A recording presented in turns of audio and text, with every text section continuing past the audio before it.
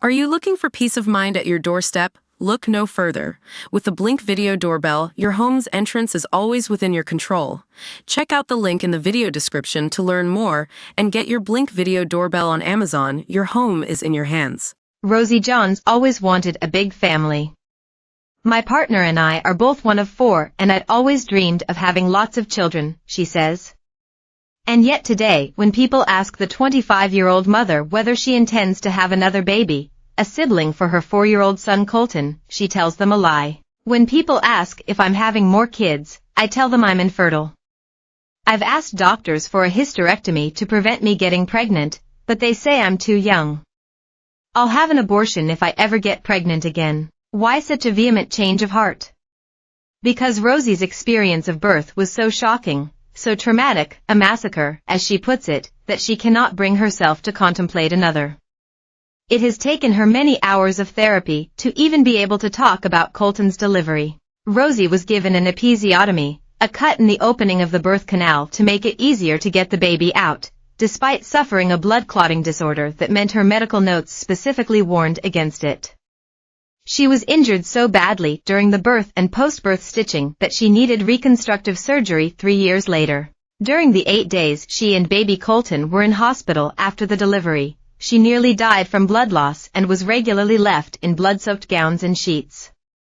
Hers is an extreme case, and yet an estimated 30,000 women a year suffer negative experiences in the UK during the delivery of their babies, with 1 in 30 developing post-traumatic stress disorder, PTSD, as a result. A report published in May by the All-Party Parliamentary Group on Birth Trauma contained shocking evidence from more than 1,300 women who say they were neglected, mistreated, or suffered life-changing injuries while on the maternity ward.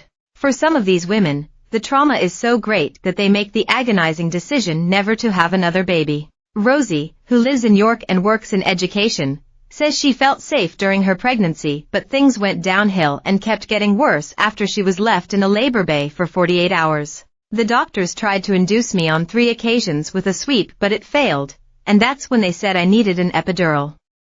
Earlier on, my hematologist had visited and made it clear to maternity staff, in person, at the end of my bed, that I was not to have one. He'd also said there were to be no procedures involving anything that could cut my skin or my son's skin, such as forceps or scalpels, because this could result in a hemorrhage. If I did need an emergency C-section, then I should be given my usual clotting agents and a blood transfusion. Yet those instructions were simply ignored, she claims. I was terrified, but in so much pain that I could barely speak. I kept saying, no, but they sat me up and just gave the epidural to me.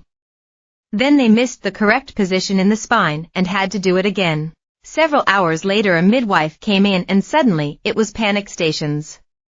The baby's head was crowning, but I'd had no idea because I couldn't feel anything. She told me to push for 2 hours, but the baby was distressed. There was a flurry of people rushing in, then I was given an episiotomy with forceps and it was a massacre. Blood spurted everywhere, over the doctor's face, the room, everyone. I was in total shock, so were the staff. I think she possibly cut a vein, but my condition is similar to hemophilia, so it may have been due to that, too. Thankfully, baby Colton was born a healthy 7 pounds. Yet within seconds of being placed on Rosie's chest, the new mother passed out due to blood loss. She came round later, still sitting in the blood-soaked room. Even when she was finally stabilized and moved to the postnatal ward, she says the attitude of the nurses was cruel. I remember sobbing when my partner was instructed to go home due to COVID restrictions, and one nurse said I should grow up.